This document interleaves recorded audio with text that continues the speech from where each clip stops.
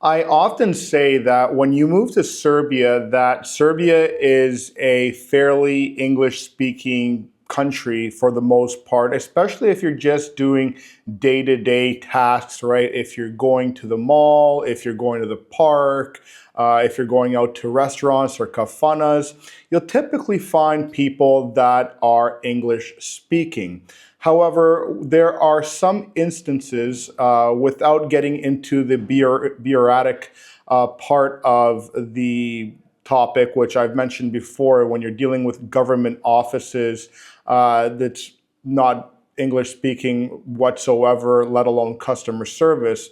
But there are some other aspects here in Serbia that we have been seeing that some of our clients are having issues with, and they end up calling us in the middle of something and saying, hey, listen, can you come out to where we are right now and be the translator, because we're having some difficulties with dealing with these individuals and the language barrier. And today I'm going to be talking to you about those instances.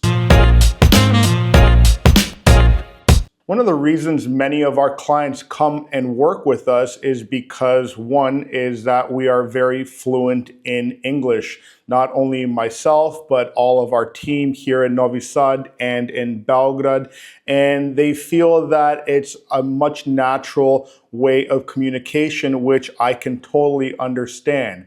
However, once you get out into real life here in Serbia, especially when you're looking at purchasing real estate or importing a car or registering your car, you're going to run into some of the issues here where you're going to be like, well, how do I exactly navigate this? Should I be signing this document? How do I get this project completed? And this is where basic Serbian language would help most individuals. And we highly recommend people that are looking to move to Serbia start learning the language sooner rather than later.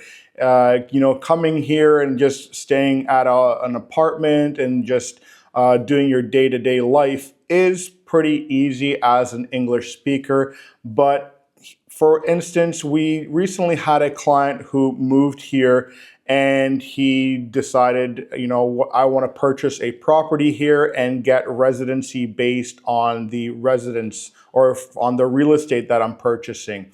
And we were able to help him look for some properties that he gave us a list of. However, they did not qualify for residency. One, they were either a weekend house, which doesn't really qualify. They were on agricultural land, which of course foreigners can't buy unless they were looking to set up a corporation and purchase it through a corporation. But that then comes with a higher burden rate with bookkeeping and accounting and things of that nature.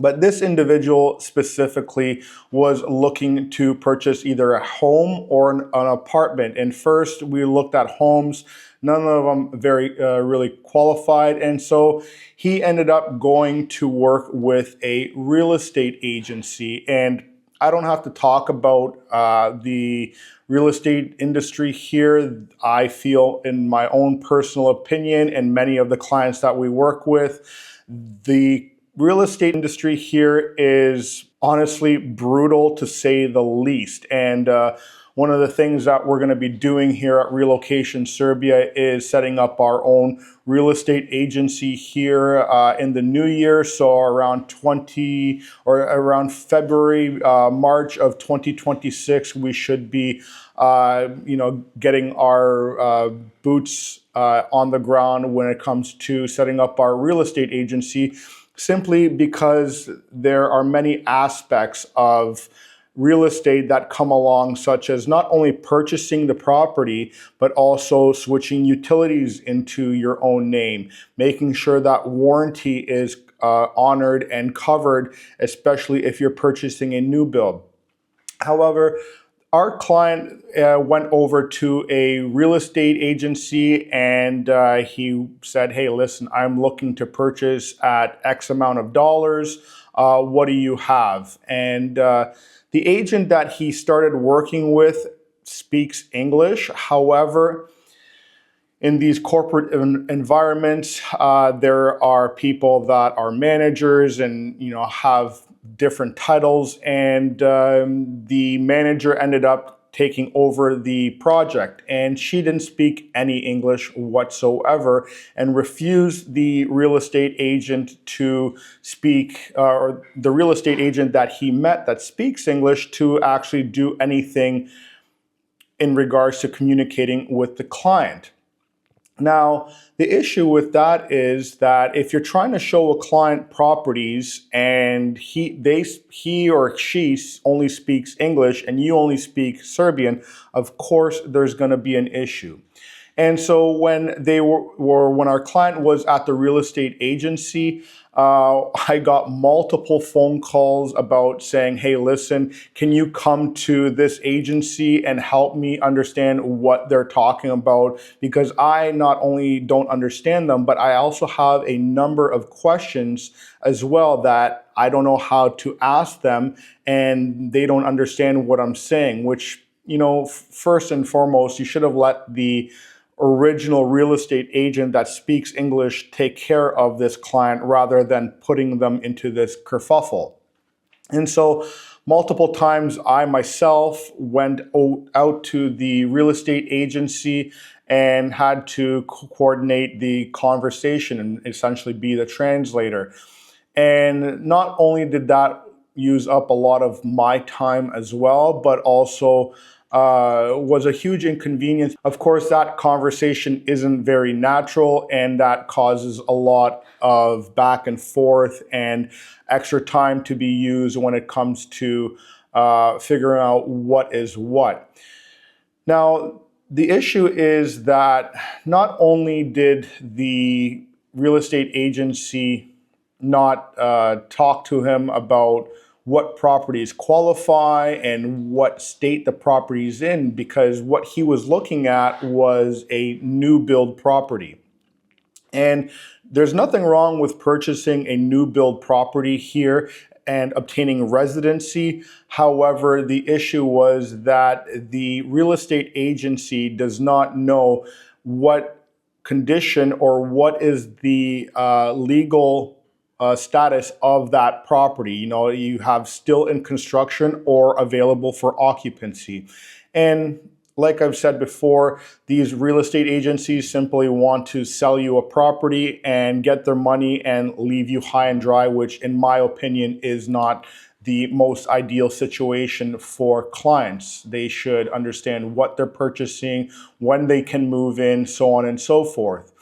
And one of the things that we ended up finding out is the property that the client was interested in purchasing was not under occupancy yet. So the city inspections have not gone there. They've not got their stamp of approval for residency because it was in that transition stage, even though the apartment was, or the property was completed at that time.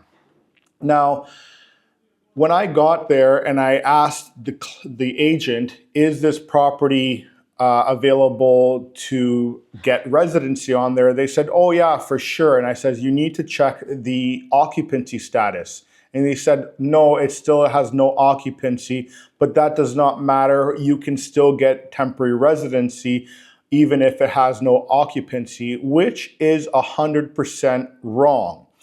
That property needs to be move-inable in essence, and you have to be living at that address in order to be able to qualify for residency.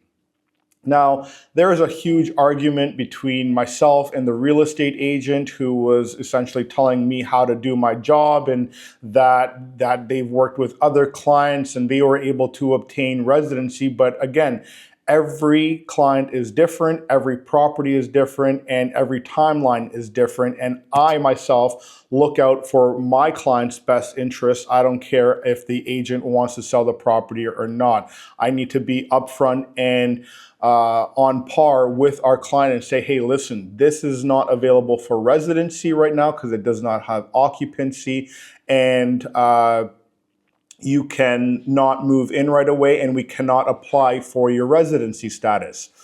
So the client ended up purchasing the property, had to leave the country for about a month in order for the property to get residency, or sorry, to get occupancy, and then moved back, and we're able to apply for his temporary residency, which we're going next week to do the biometrics and then eventually pick up his temporary residency card.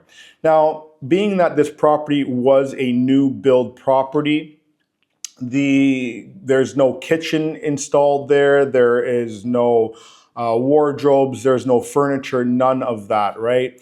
And so one of the things is that the client asked me, do I know a kitchen installer? And I said, yes, I know a very good one. Unfortunately, they do not speak English.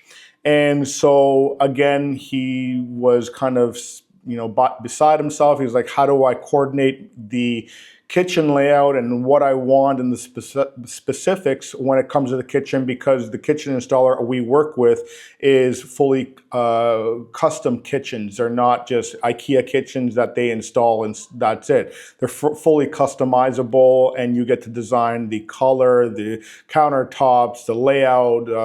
Do you want drawers? Do you want cabinets? Do you want shelving? All that type of stuff. And so, again, that led to us having to coordinate the translations between the two parties. The next thing is that he had to get his utilities put into his name. And again, not understanding how rules and regulations work here. He went to the gas company, realized that he needed to set up an appointment, went with his contract there, and then realized that, the gas company told them, hey, you don't have your first bill, you can't transfer the utilities into your name, which of course we had to translate that portion as well, because he went there on his own and didn't understand what they were saying. And so he put me on the phone with the lady on the other end from the gas company. I spoke with her, found out what was what, because and I love that clients want to take initiative and do things on their own, but it would have been easier and a lot more time efficient if he or she would have just first reached out to us and been like, hey, listen, what are the steps to setting up the utilities here? And I could have let them know, hey, listen, you need to wait for your first bill. That is not only for your gas, but your electric as well, before you can transfer those into your name.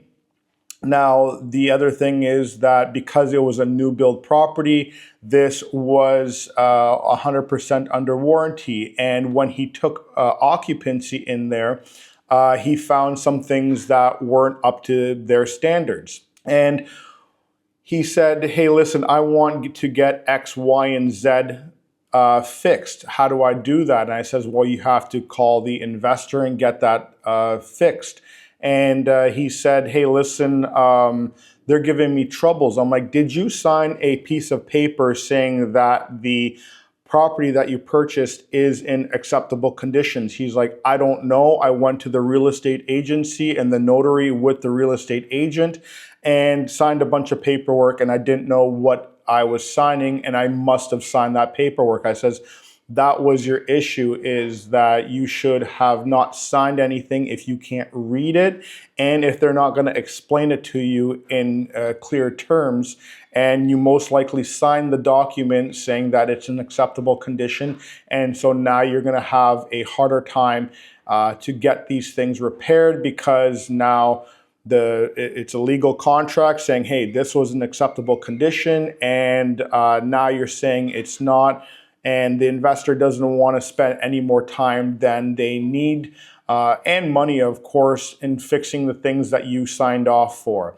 And so the moral of this video is that yes, Serbia is a English speaking country. However, once you're getting into some of the nitty gritty, especially when it comes to working with trades here, working with other agency, make sure that you have someone with you when you are doing contracts, when you're trying to figure out what property you're looking to purchase, your kitchen layouts. And it's always best to have some sort of basic vocabulary when it comes to the Serbian language.